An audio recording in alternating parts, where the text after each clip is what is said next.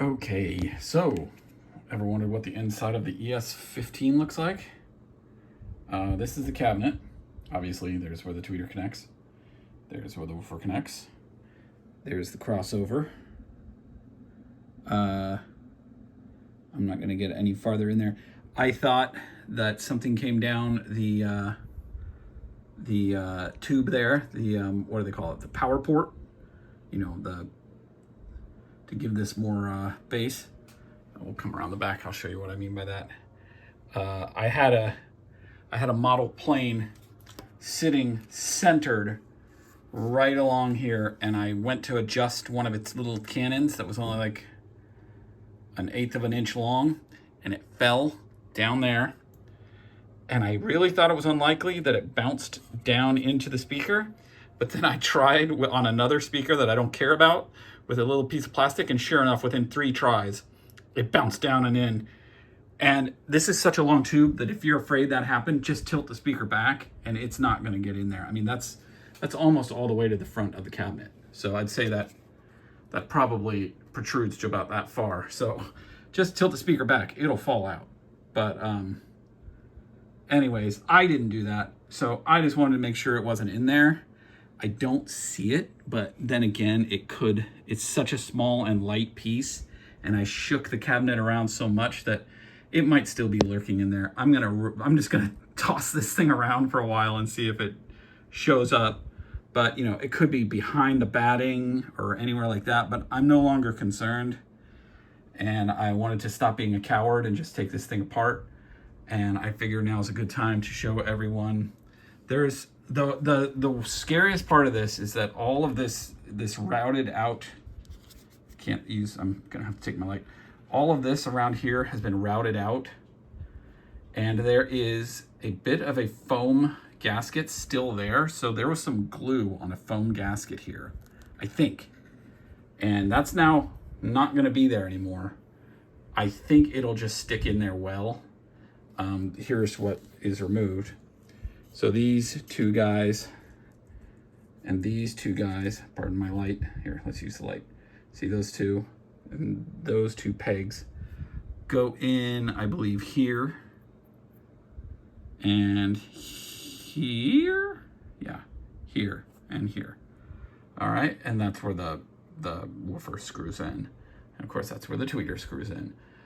These little pads are here to help hold this firm, I hope. But there is a rubbery gasket here that will go back in and hopefully keep it from vibrating. I mean, I can still feel that there's still a foam gasket there. But I was told, or another YouTube video said there was glue here on these pegs. I don't think there was, but you do want to pry when this is on the speaker, like so. You only take those 4 screws off the top there. The bottom ones, they're not involved. Those 2, that one and that one. They're not involved, but then you should, because there's nothing down here screwed down, you start prying here and then just work your way up very gently, and then you'll hear a pop here as those 2 pegs let loose. That's the only scary part, where you hear that sound and it's pretty intense. So no other real tricks that I can think of. It's pretty obvious. There's markings on the woofer, so that where you see the writing there, it's hard to see there. You can see it now.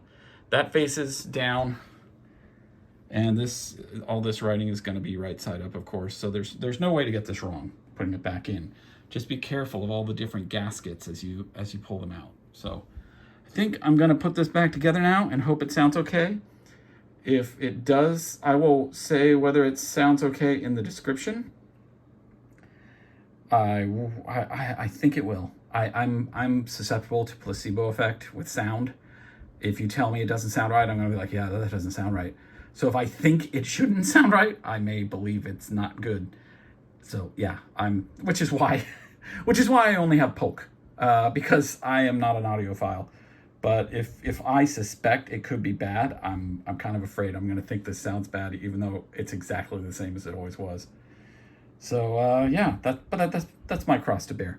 All right, I think that's enough of a tour of what's in here. Let's get one more good look around for everyone in case people are like, oh, I didn't quite see what I wanted to see. So, I mean, it's very solid. I don't know much about the details of building a good speaker, but if I've heard of bracing and things like that, and it seems like it's very thick. It's got a lot of dampening material in there. Cotton, not cotton, but that's like foam white. I don't know what that is, but it seems like it's well done to me. So, I mean, I guess that's a brace going across there, right? So that's a good sign. I guess we're supposed to knock on it. I mean, that sounds very dead to me. Very not hollow. So, yeah, I'm really impressed, actually. I just hope I didn't just screw it up. Okay. Okay, the tweeter is back in. You know, the writing is right side up. That's how you know it's in right. There's also an arrow pointing to the left and an arrow pointing to the top. Not sure why. When you're pulling these out, when you're taking it out, you'll notice these were not all that tight. None of the screws are tight. Really tight. They're snug, but not tight. So don't kill them putting back in. Remember that there is a gasket underneath this that I put on first. Then I connected them. And I just gently accidentally brushed the dome of the tweeter with my finger as I was connecting the wires back up on each side. So, you know, don't do that.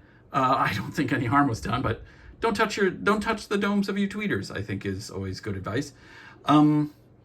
Anyways, it looks like it's back in. That doesn't look flush, but oh, shoot. That is, that's not the dome. But this is, I think, as good as it gets, and it was probably like that before. So yeah, we're gonna pop this back in, and yeah, I mean, it seems like it's just a little higher than it is on these sides, and then it's pretty flush at the top and bottom. So tweeter's back in. Same thing for the oh, and don't forget, before you put the there's this little foam ring here. Whoop. That's going to go around that. I'll put that on before I forget. Hopefully it won't fall off and then I'll forget it.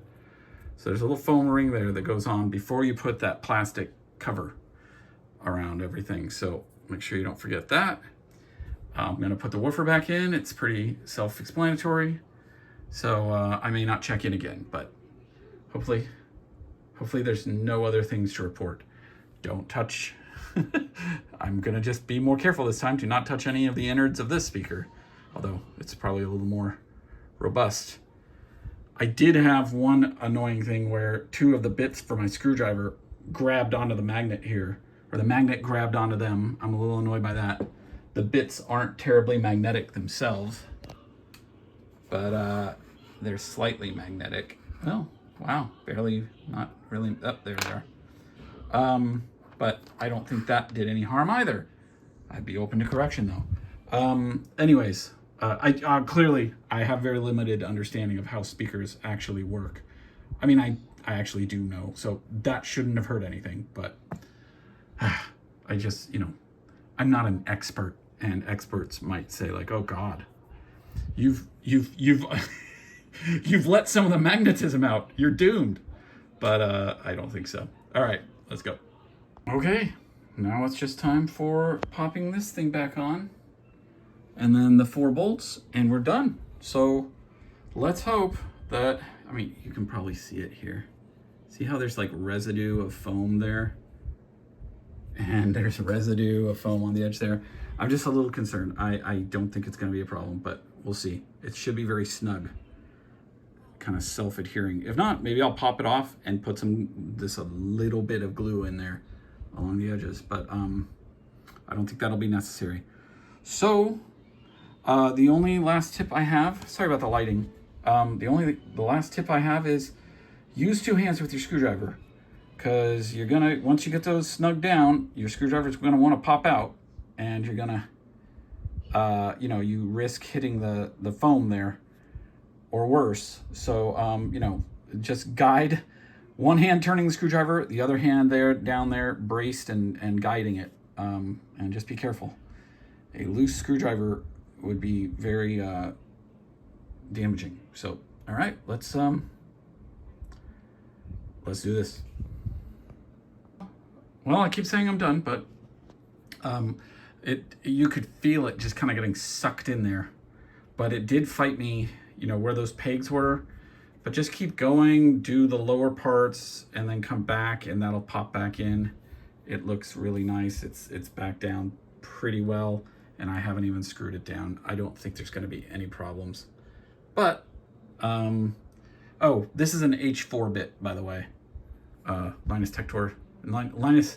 Tech Tip screwdriver, LTD store.